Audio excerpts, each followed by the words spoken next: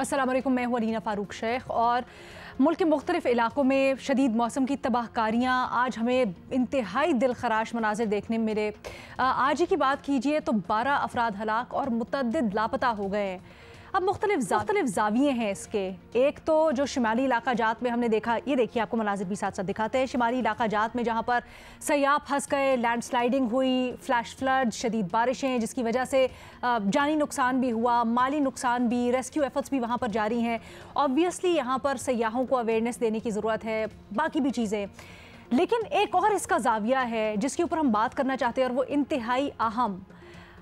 जब आबादियों के अंदर से, जब डेवलप्ड एरियाज़ के अंदर से सैलाबी रेले गुजरते हैं, चाहे वो क्लाउड बर्स्ट हों, फ्लैश फ्लड हों, या फिर पानी ऊपर से आने वाला, पहाड़ों से आने वाला, नेचुरली इस्लामाबाद टाइप जगहों से सोसाइटीज़ के अंदर से गुजरता हुआ अपनी जो नेचुरल नाले, नदियाँ या दरियाओं की तरफ बरसाती नाले, उनकी नेचुरल गुजरगाहों से होता हुआ जब सैलाबी रेला गुजरता है तो फिर उसके रास्ते में जो आता है, चाहे वो इंफ्रास्ट्रक्चर हो, चाहे वो गाड़ियाँ हो, चाहे वो लोग हों, वो उनको साथ बहा ले जाता है। इस्लामाबाद में भी हमने देखा है, देखिए मनाजिर देखें, इंतहाई अफसोसनाक मनाजिर, जहाँ पर गाड़ी में जा रहे थे बाप और बेटी सुबह के वक्त, और वो इतनी तेज़ी से आया सैलाबी रेला कि बहा ले गया।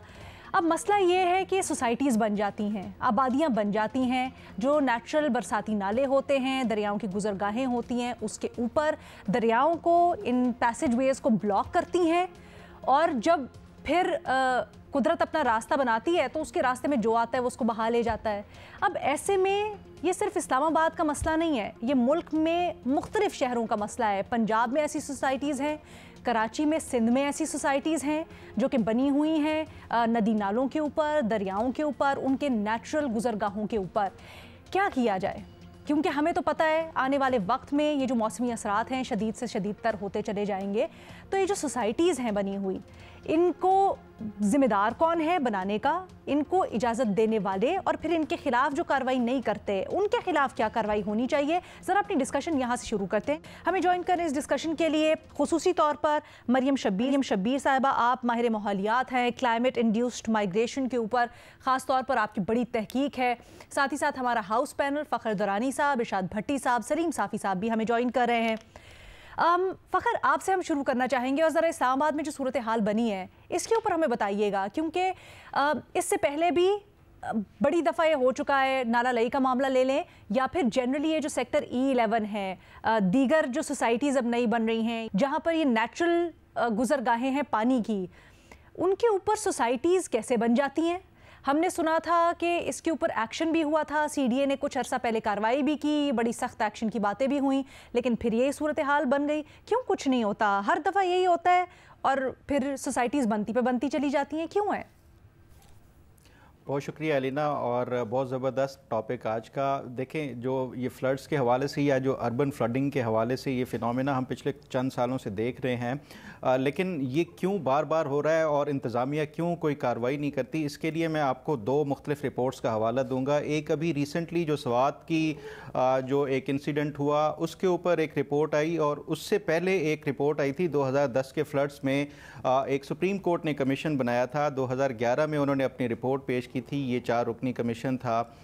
उसमें जो उन्होंने पॉइंट आउट की थी चीज़ें, वो अनफॉर्चुनेटली किसी ने हुकूमत में वो रिपोर्ट खोलने की जहमत तक नहीं गवारा की। उसमें वो तमाम तर चीज़ें पॉइंट आउट की गई थी और हाईलाइट की गई थी, जो कि अब हमें 2025 में स्वात का जो इंसिडेंट हुआ उस रिपोर्ट में भी उसी तरह की चीज़ें आ रही हैं। ये जो दरअसल ख़ास तौर के ऊपर जो टाउन प्लानिंग के हवाले से मामला है, ये उस 2011 की रिपोर्ट में भी कहा गया था। ये क्योंकि बुनियादी तौर के ऊपर प्रोवेंशल सब्जेक्ट है, टाउन प्लानिंग के हवाले से विफाक के अंदर तो है, जो CDA अपना वो कर रहा है, उसके अलावा जो सूबों में है वो टाउन प्लानिंग के लिए सूबाई ये सब्जेक्ट था। लेकिन सूबों ने भी इसके ऊपर टाउन प्लानिंग, किसी भी अब नया शहर देख लें वहाँ पे टाउन प्लानिंग हो नहीं रही।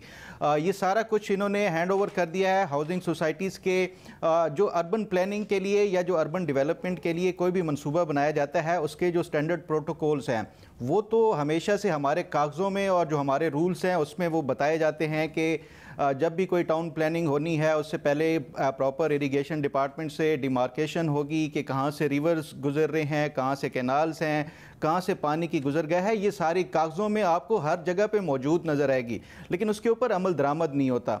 यही हमने देखा है कि जिसकी वजह से हमारी ये जो फ्लड्स के हवाले से, चाहे वो स्वात से हो या इस्लामाबाद के जो एरियाज़ हैं वहाँ से, जो इसके सबर्बन एरियाज़ हैं वहाँ से जो पानी की सूरत हाल है, तो ये इसकी वजह है। जो माजी में होता था कि आपका जब इस्लामाबाद मुकम्मल तौर के ऊपर डेवलप नहीं था, मारगला हिल्स से जब ये बारिशों का पानी गुजरता था तो उसकी दो गुजरगाहें थी, एक सवां जो रिवर था और उसके साथ साथ जो दूसरा था लई। लेकिन अब इन दोनों के दरमियान में जो आबादियां आ गई हैं, जिसकी वजह से ये पानी की गुजरगाह नहीं होती। अगर पानी की गुजरगाह नहीं मिलेगी आपको तो वो पानी सब कुछ जो रास्ते में आएगा वो बहा ले जाएगा। तो इसमें जो मैं समझता हूँ जो जिम्मेदारी है वो जो टाउन प्लानिंग के हवाले से जो जिम्मेदारान हैं, जिन्होंने हाउसिंग सोसाइटीज़ को ये सब कुछ जानते हुए ये तमाम तर नालों के ऊपर और उसके हवाले से उनकी गुजरगाहों के ऊपर जिस तरह से सोसाइटीज़ की जगह और जो अप्रूवल दी है, मैं समझता हूँ उसके जिम्मेदार वही हैं। यही जो चीज़ें थी पॉइंट आउट की गई थी। और उसके 2011 की जो कौन डिपार्टमेंट है, कौन लोग हैं वो? देखें, ये तमाम तर जो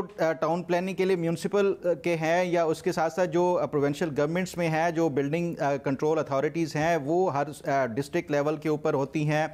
अब अगर देखें 2025 वाले स्वात जो इंसिडेंट की रिपोर्ट है उसमें उन्होंने प्रॉपर बताया हुआ है कि जो आपस में जो ज़िलाई इंतज़ामिया होती है और उसके साथ साथ जो बाकी इरिगेशन हो, जो बिल्डिंग कंट्रोल अथॉरिटी हो, उसके साथ साथ जो आपके जो उसके हवाले से मौसमियाती हवाले से हो, इनके आपस में कोऑर्डिनेशन नहीं होती। जब भी किसी हाउसिंग सोसाइटी की कोई अप्रूवल दी जाती है ना इरिगेशन डिपार्टमेंट से आपको कागजी तौर के ऊपर तो वो सारा कुछ अप्रूवल मिल जाती है, लेकिन क्या क्या डिमार्केशन करके कि कहाँ से पानी का नाला गुजरेगा या इसके इर्द गिर्द कोई दरिया है या कैनाल्स आनी है, ये सारा कुछ जो है आपको कागजी तौर के ऊपर सारा कुछ मिलेगा, लेकिन उसकी जो इन रियलिटी ये सारी चीज़ें जो हैं वो नज़रअंदाज की जाती हैं। तो इसके लिए उस टाइम जो रिपोर्ट्स थी उसमें इक्वली जो रिस्पॉन्सिबल इसको करार दिया गया था वो सूबाई हुकूमतों को और जो मुताल्लिका बिल्डिंग कंट्रोल अथॉरिटीज़ हैं उनको दिया गया था। उसके साथ साथ जो एक और बड़ी इंपॉर्टेंट चीज़ है वो ये है कि देखें, नाले हैं हमारे, अब भी इस्लामाबाद में देखें, रावलपिंडी में देखें, ये एक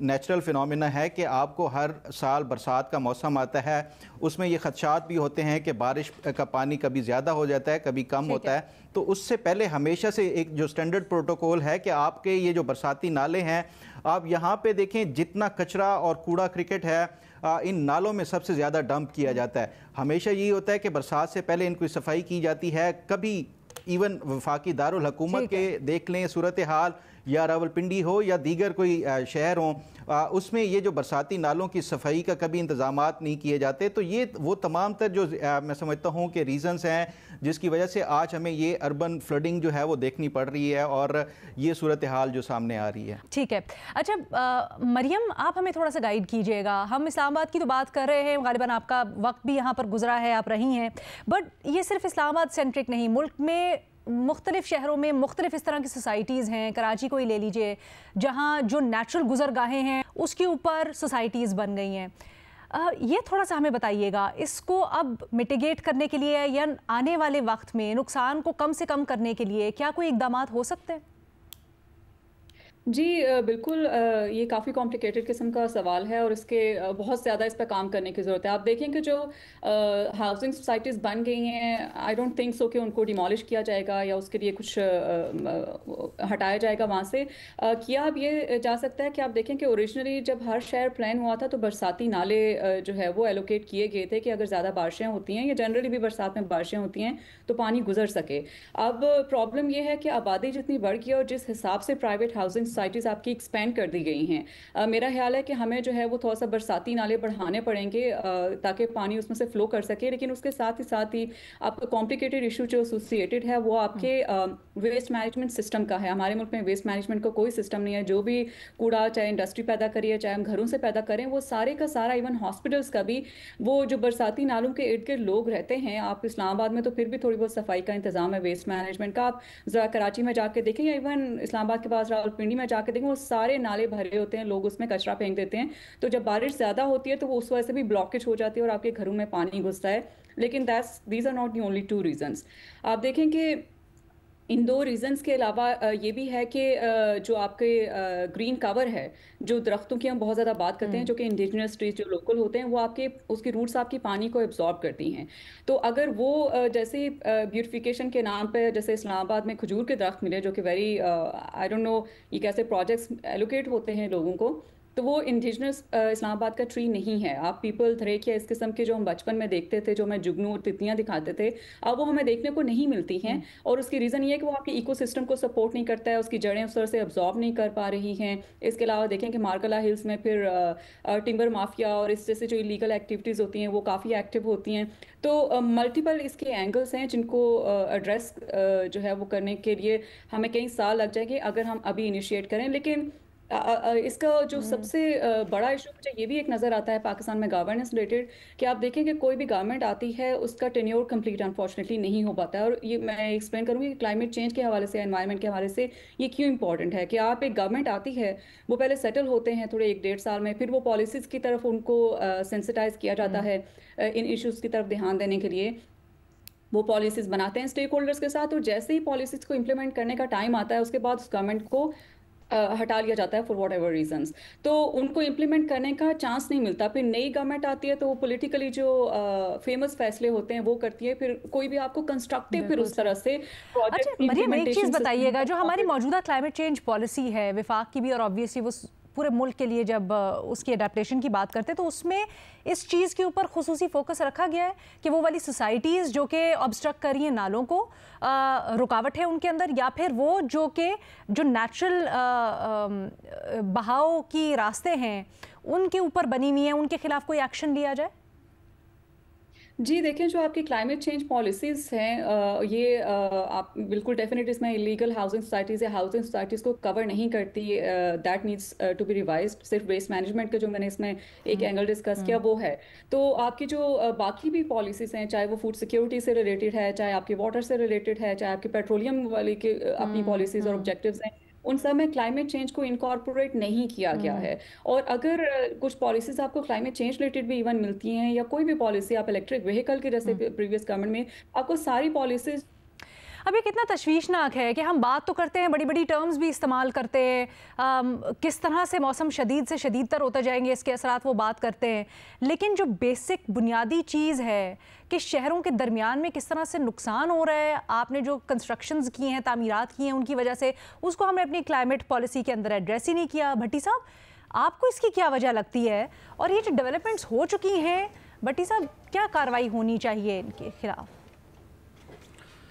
मैडम शेख, सबसे पहले तो जो 212 के लोग इस मौसम में, इन बारिशों में, इन बारिशों के सैलाब में जो बह गए, जिनकी जानें गईं, उनके सब घर वालों से इज़हार ताज़ियत।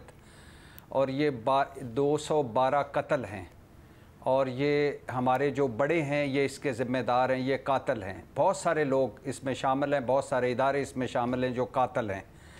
दूसरी बात मैडम शेख, मैंने वो वीडियो देखी है और एक बार भी बड़ी मुश्किल से देखी है।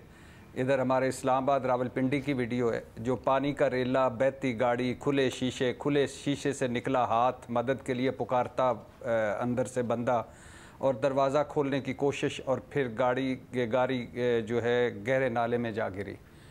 तो अब ये बाप बेटी हैं, बेटी के भी ख्वाब होंगे, बाप और बेटी के आखिरी लम्हों में क्या हुआ होगा। तो अब ये जिस हाउसिंग सोसाइटी में ये हुआ है, वो हाउसिंग सोसाइटी कातिल है इन दोनों की। मैडम शेख, अब इसके दो इनको इलादा करके देखा जा सकता है। एक इस्लामाबाद में जैसे CDA है, कैपिटल डेवलपमेंट अथॉरिटी, लाहौर में LDA है, और कराची में KDA है।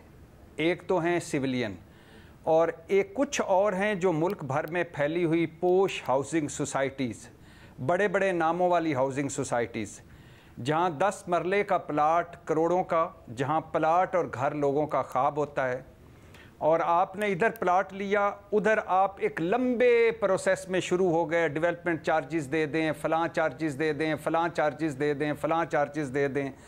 घर बनाना है तो नक्शा अप्रूव करवाएं, कितनी जगह कवर एरिया, कितनी जगह खाली छोड़नी, दीवारों की ऊंचाई कितनी, और बड़े बड़े नामों वाली इन हाउसिंग सोसाइटियों के रूल्स ऐसे हैं कि आप ज़रा भी इधर से उधर नहीं हो सकते। लेकिन कराची से रावलपिंडी इस्लामाबाद तक चंद बारिशें हो जाएं तो ये नामवर हाउसिंग सोसाइटियाँ पानी में डूब जाती हैं, तालाब बन जाती हैं और घरों में पानी दाखिल हो जाता है। क्यों होता है? इसलिए मैडम शेख कि एक सिंपल सी बात है, सादा सी बात है कि जैसे इस मुल्क में शुगर माफिया है जिसका एक जो अपनी मर्ज़ी के सारे फैसले करवाता है हुकूमतों से, हुकूमत चाहे कोई भी हो, इसी तरह इस मुल्क में एक रियल स्टेट माफिया भी है। ये भी इतना ही ताकतवर है कि अपनी मर्ज़ी के कानून बनवा लेता है और कानून को अपनी मर्ज़ी के मुताबिक ढाल लेता है। इस चंद साल पहले इस्लामाबाद में सर्वे करवाया गया तो पता चला कि इस्लामाबाद के इर्द गिर्द 100 से ज़्यादा हाउसिंग सोसाइटियाँ और इनमें 80% गैर कानूनी हैं।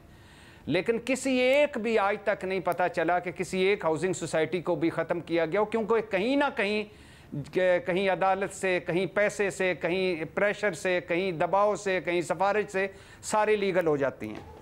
अब मैडम शेख बात यह है कि बरसात बहुत दफ़ा बात की कि किसको कहा गया है कि आपने दरख्त लगाने हैं, किसको कहा गया है कि आपने बरसाती नाले रखने हैं, किसको कहा गया है कि आपने सीवरेज का सिस्टम रखना है, और किसको कहा गया है कि अगर बारिशें ज़्यादा आ जाएं तो पानी इसमें निकलना चाहिए। किसने दी इजाज़त, किसने किया नज़रअंदाज, कौन है प्लानर इन सब का? सब सामने की बात है, कोई इसमें ढकी छुपी नहीं है। एक तो ये एक तरफ CDA, LDA, KDA और दूसरी तरफ जो हाउसिंग सोसाइटियाँ हैं उनकी भी मैनेजमेंट है। तो ये सारे ज़िम्मेदार हैं, ये सारे कातिल हैं आज। और ये जो एक बंदा इतने करोड़ों रुपए खर्च करके एक जगह जाता है और वहाँ पानी भी नहीं होता और चंद बारिशें आ जाएं तो पानी ड्राइंग रूम में दाखिल हो जाता है, बेडरूमों में दाखिल हो जाता है, इनसे कौन पूछेगा? कोई भी नहीं पूछेगा। कोई पूछ सकता है? नहीं पूछ सकता। मैं और आप प्रोग्राम करते रहेंगे, चीखते चिल्लाते रहेंगे, रोते रहेंगे, लाशें उठाते रहेंगे। ये बहुत ताकतवर लोग हैं सारे के सारे, ये हाथ नहीं लगाने देते। मुल्क इनकी मर्ज़ी के मुताबिक चलता है। ये रियल स्टेट माफिया जो है इसकी मर्ज़ी के मुताबिक ये सब कुछ बदलवा लेते हैं अपनी मर्ज़ी से। लिहाजा लाशें उठाते रहें और इस पर बहस करते रहें, माहौलियात को रोते रहें, बरसाती नालों में डुबुकियाँ लगाते रहें। ये नाला लई और ये समा, दरियाए समा जो था, इसमें लोग पानी, नाला लई इतना साफ़ होता था कि इर्द गिर्द लोग पिकनिक मनाया करते थे। ये दरियाए समा इतना अच्छा होता था कि यहाँ से लोग पानी पीते थे। आज गटर बने पड़े हैं। तो ये कौन लोग हैं? ये कहाँ कौन है जो महकमे हैं जो दीवार 1 फुट ऊंची हो जाए तो उस पर फौरन पहुंच जाते हैं कि आपने रूल्स की खिलाफ वर्जी की है। तो ये इतना बड़ा जो हो गया है, ये कहाँ से हुआ है? ये वहीं से हुआ है जहाँ से होना था और ऐसे ही होना था। लिहाजा मैं और आप इतना ही कुछ कह सकते हैं, लाशें उठाते रहें और रोते रहें। सलीम साफ़ी साहब, इंतहाई तशवीशनाक सूरत हाल जो कि भट्टी साहब ने कही, लेकिन सच्चाई भी। आप क्या समझते हैं, क्या कोई किसी एक्शन की उम्मीद है? असल में ये मसला बड़ा हम पहलू मसला है। एक तो आलमी सतह पर ग्लोबल वार्मिंग है जिसमें पाकिस्तान का कोई बस नहीं चलता, जिसमें पाकिस्तान का हिस्सा ना होने के बराबर है, लेकिन मुतासिर होने में जी सर, मुतासिर होने में पाकिस्तान ज़्यादा। जी, जो है वो पिघल रहे हैं और उसकी वजह से हमारे लिए ख़तरात बढ़ रहे हैं, क्योंकि गर्मी के मौसम में उसकी वजह से सैलाब आ जाते हैं और सर्दी में फिर हमारे पास पानी की किल्लत होगी। और ये इतना पानी होता है कि जो इन दिनों में हमें डबो के ले जाता है, लेकिन हमने अपनी डैमें नहीं बनाई और इस पानी को ज़ख़ीरा करने का हमने कोई इंतज़ाम नहीं किया। अब आप देखें, मैं सिर्फ आप इस्लामाबाद की मिसाल ले लें, और इस्लामाबाद की मिसाल इसलिए आप ले लें कि इस्लामाबाद वाहिद शहर है जो कि प्लेन्ड सिटी है और जिसमें हुक्मरान रहते हैं। तो अगर इस्लामाबाद की ये हालत है तो आप अंदाज़ा कर लें कि बाकी मुल्क में लाहौर, कराची और इस तरह के शहरों की और देहात की क्या हालत होगी। तो इस्लामाबाद में सूरत हाल ये है कि गर्मी में तो ये अभी आप मनाज़र देख रहे हैं कि किस तरीके से वो बेचारा बाप और बेटी पानी की नज़र हो रहे हैं, और दूसरी तरफ इस्लामाबाद में पानी की कमी है। और पानी की सतह रोज़ बरोज़ नीचे जा रही है, और उसके लिए ज़रूरी है कि पानी की सतह को बरकरार रखने के लिए वो पानी चूसने वाले कुएँ खोदे जाए, ताकि ये पानी जो इस वक्त हमें बहा के ले जाता है, ये पानी ज़मीन ज़ेर ज़मीन पानी की सतह को बढ़ा दे। लेकिन उस तरफ कोई तवज्जो नहीं देता, दरख्तों को लगाने की तरफ कोई तवज्जो नहीं देता, क्योंकि ये शॉर्ट टर्म मंसूबे नहीं होते। हमारे हुक्मरानों को शॉर्ट टर्म मंसूबे चाहिए होते हैं कि जो फ़ौरन पुल बनानी है तो लोगों को नज़र आ जाएगी। सर अच्छा ये भी है ना कि देखिए जैसे आबादी बढ़ रही है, वैसे जाहिर बात है लोगों को घरों की भी ज़रूरत है, लोग चाहते हैं कि हम अच्छी सोसाइटी में भी रहें। ये थोड़ा सा बताएं, ये सोसाइटीज़ जिस तरह से बन रही हैं, आपके ख्याल में इसका ज़िम्मेदार कौन है? क्योंकि प्लानिंग में कहीं खातिर में नहीं रखा जा रहा कि किस तरह से आप जो नेचुरल गुजरगाहें हैं उनके ऊपर सोसाइटीज़ बना रहे हैं। दूसरा, क्या इसका कुछ मुतबादिल हो सकता है? नहीं, एक तो ये जो हमारे यहाँ माफिया की शक्ल इख्तियार कर गए हैं, जो प्रॉपर्टी से रिलेटेड लोग हैं और जो प्रॉपर्टी टाइकून्स हैं, वो सारे मिलके आपस में उनका जो ईका है उसकी वजह से वो इतने ताकतवर हो गए हैं कि हुकूमत उनके सामने बेबस होती है। और जिस तरह भट्टी साहब ने कहा कि वो कहीं से अपने लिए रास्ता निकाल लेते हैं, हुकूमत रास्ता ना दे तो अदालत से ले लेते हैं, अदालत ना दे तो किसी और जगह से इंतज़ामिया से ले लेते हैं। तो एक तो वो ज़िम्मेदार है, लेकिन सबसे बड़े ज़िम्मेदार हमारे हुक्मरान हैं, क्योंकि अब CDA अगर इस्लामाबाद जैसे एक शहर में इस तरह नालों की सफाई का बंदोबस्त नहीं कर सकता, अगर इस्लामाबाद में गैर कानूनी सोसाइटियों को इजाज़त दी जा रही है या वो सोसाइटियों को इजाज़त दे के फिर उनको हालात के रहम करम पे छोड़ देते हैं, तो ज़िम्मेदार तो हमारे हुक्मरान ही है और हुक्मरान ही इसके लिए जवाबदेह करार पाएंगे। अच्छा मैम, मज़ीद भी मेरे सवालात हैं, लेकिन ब्रेक एक लेनी है। उस पे जाने से पहले भट्टी साहब दोनों इस्लामाबाद के, साफ़ी साहब भी थोड़ा हमें बताएं। चले फ़खर से शुरू करते। फ़खर, आप किस एरिया में रहते हैं और क्या वहाँ पर भी बहुत ज़्यादा अफेक्टेड एरिया है या फिर वो कुछ मखसूस सेक्टर्स हैं जहाँ पर बड़े मसले मसाइल हैं?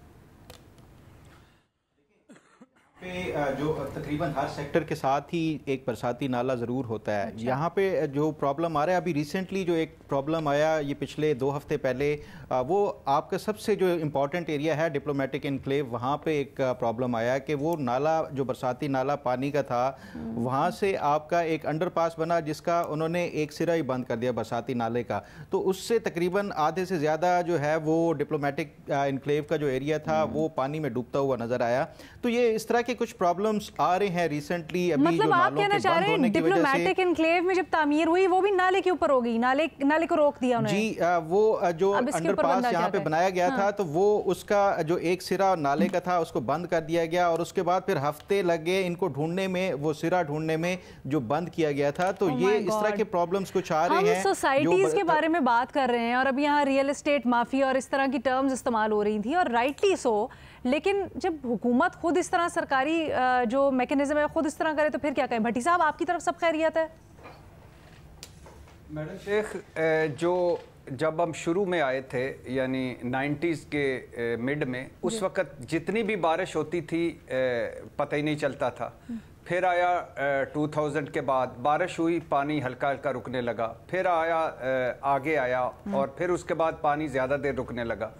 अब पानी रुकता है लेकिन फिर भी कहीं ना कहीं चला जाता है। लेकिन जिस तरह से अब तामीरात और हो रही हैं, प्लाटिंग और हो रही है, वो भी रुक जाएगा। और ये जो डिप्लोमेटिक इनक्लेव वाला है, यासिफ बशीर और ये फ़खर इनकी खबर है कि यानी आप अंदाज़ा करें कि डिप्लोमेटिक इनक्लेव के दरमियान से नाला निकलता है और एक तरफ उन्होंने सिरा बंद कर दिया। 4 एम्बेसियों ने वज़ीर आज़म को ख़त लिखा कि हम पानी में डूब रहे हैं। आप अंदाजा करें कि ये हाल है जो डिप्लोमेटिक इनक्लेव का, तो बाकी क्या करें, क्या करना है, क्या नहीं करना। साफी साहब, आपकी तरफ सब खैरियत है? सॉरी फ़खर, एक सेकंड। साफी साहब, ये हमारी तरफ तो खैरियत है, लेकिन ये पिछले सालों में मैं किराए के जिस घर में रहता था तो वो उसके साथ ही नाला था। अच्छा। और इन दिनों में वो नाला हमारे लिए मुसीबत का बायस बन जाता था, क्योंकि वो नाला गंदगी से भरा होता था, उसमें पानी जमा हो जाता था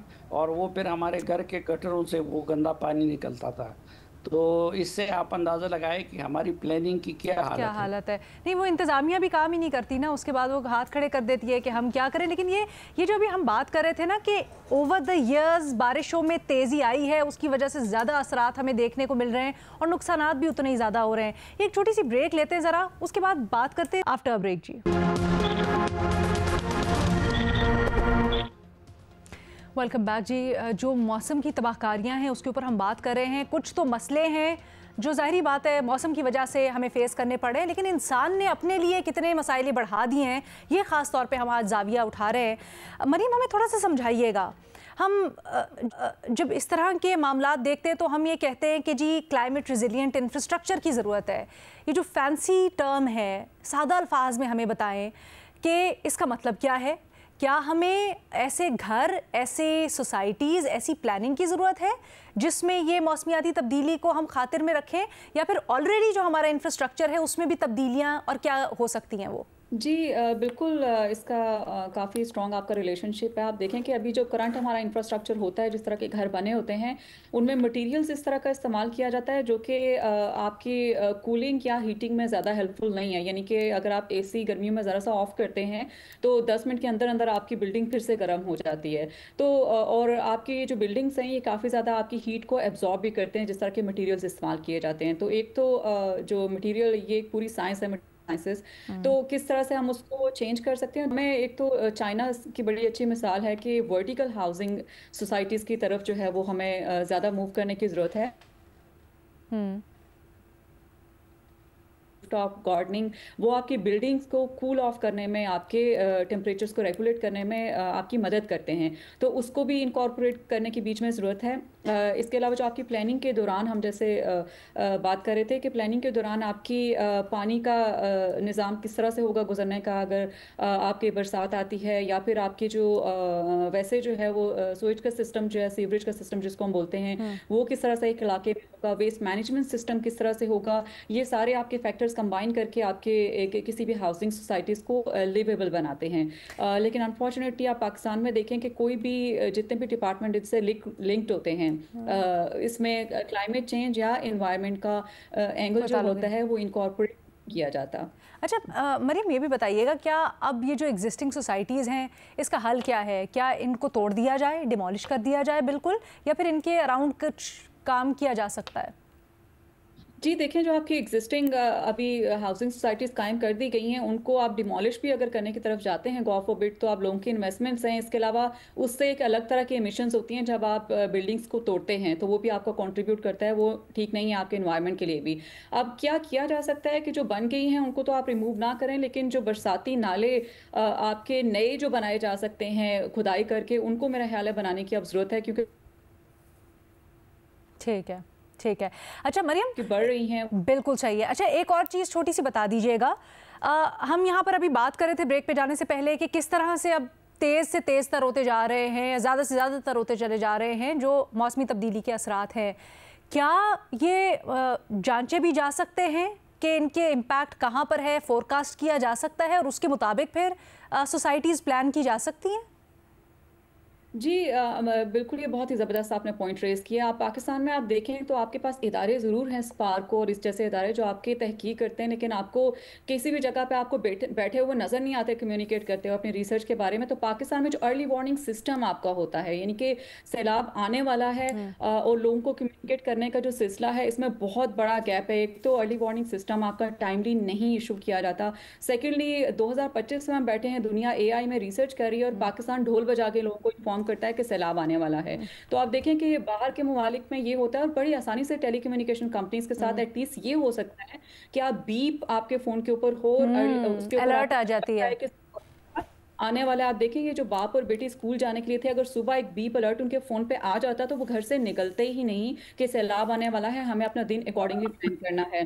तो इस पे पाकिस्तान को काफ़ी ज़्यादा काम करने की ज़रूरत है, पाकिस्तानी इदारों को, ख़ासतौर पर जो स्पार्को है इस पे जो रिसर्च कर रहा होता है उसको कम्युनिकेट उन्हें करने की ज़रूरत है। इसके अलावा जब आपका NDMA और PDMA जब आपकी वार्निंग्स इशू करते हैं तो वो उनके आखिर में एक लाइन होती है कि मुतल्लिका इदारे जो है वो जी हरकत में आ जाएं, तो उनको कम्युनिकेट करने का आई डोंट थिंक सो कि कोई सिस्टम एग्जिस्ट करता है कि आप PDMAs को या जो रेस्क्यू के इदारे हैं आपके उसको आप किस तरह से करें। इसके अलावा आपके ये जो इदारे ये रिएक्टिव मेजर्स के ऊपर काम करते हैं, इनको प्रोएक्टिव मेजर्स के ऊपर करने की ज़रूरत है। ठीक है जी, बहुत शुक्रिया मरियम शबीर हमारे साथ खुसूसी तौर पर सेगमेंट के लिए, और बड़ी अच्छी तरह से उन्होंने हमें समझाया ना सिर्फ इस वक्त क्या प्रॉब्लम्स हैं बल्कि हम कितने पीछे हैं। हम बातें तो कर रहे हैं बड़ी बड़ी कि क्या होना चाहिए, क्या हो सकता है, बट हमारी जो क्लाइमेट चेंज पॉलिसी है वो किस तरह से इंटीग्रेटेड ही नहीं है। और फिर हमारे बाकी तज्जियाकारों ने बताया कि सबसे बड़ा मसला ये है कि इसमें संजीदगी नहीं है, कि नुकसान पे नुकसान होता चला जा रहा है, और अभी भी हम जो ताकतवर लोग हैं जो कि सोसाइटीज़ बना रहे हैं बग़ैर किसी चीज़ को खातिर में रखे, उनके हाथों में ही खेल रहे हैं। एक छोटी सी ब्रेक, उसके बाद हम वापस आएंगे यूट्यूब सवालों के साथ। अच्छा जी, YouTube के ऊपर सबसे पहला सवाल फ़खर दुरानी साहब आपके लिए। आपसे पूछा जा रहा है कि ख़बरें हैं कि सेनेट में ऐसा बिल पेश करने जा रहे हैं हुकूमत जिसके तहत सोशल मीडिया अकाउंट बनाने के लिए कम अज़ कम जो उम्र की हद है वो 16 साल मुकर्रर की जाएगी और खिलाफ वर्जी करने पर सख्त सज़ाएँ भी तजवीज़ होंगी। ये वक्त की ज़रूरत है, हालात की ज़रूरत है, या फिर गैर ज़रूरी पाबंदी होगी बिल?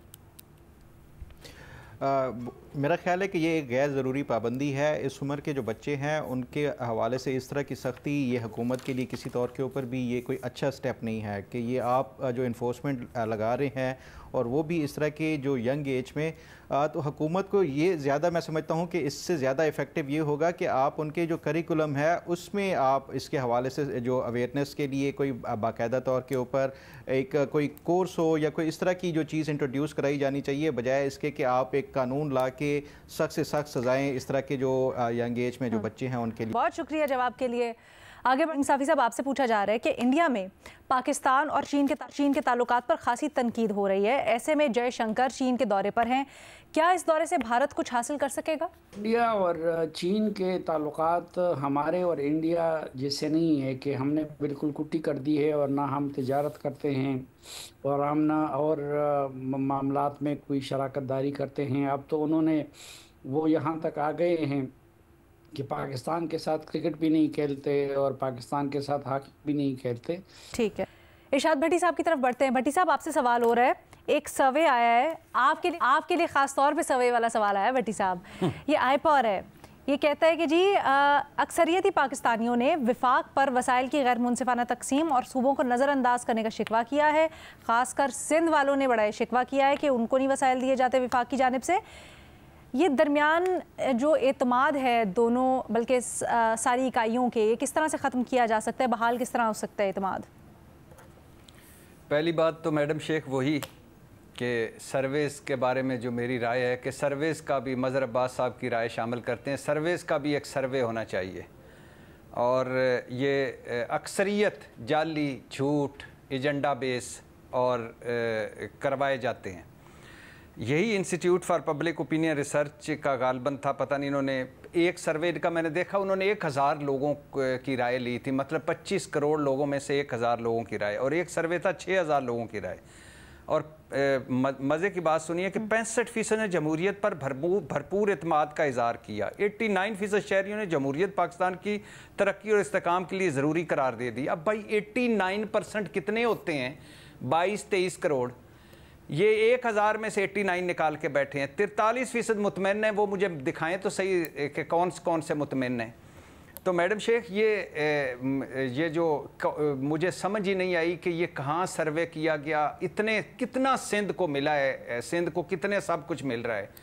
और 3 सूबे तो हुकूमत के इत्तेहादी हैं, चौथा खैबर पख्तूनख्वा है, और इतने पैसे मिल रहे हैं, इतने 18वीं तरमीम के बाद उनके पास इख्तियारात हैं, और क्या चाहते हो? बस करो पगलो, रुलाओगे क्या? अच्छा। लेकिन ये सर्वे चूंकि मुझे इस पे यकीन नहीं है, इसलिए आपने पता नहीं कहाँ से ये लेके आ जाते हैं। भट्टी साहब, आपकी राय का पूरी तरह से एहतराम और आपको आपकी राय हमने पूरा आपको टाइम दिया, बट ये जो सर्वेज़ हैं ये एक मुसलमा हकीकत है पूरी दुनिया में, एक साइंटिफिक तरीका है जिसको अपनाते हुए पूरी दुनिया में रिसर्च होती है, लोगों की राय का इजहार वो करते हैं और फिर उसको साइंटिफिक तरीके से मैथमेटिक कैलकुलेशंस के ज़रिए सामने उतारा जाता है।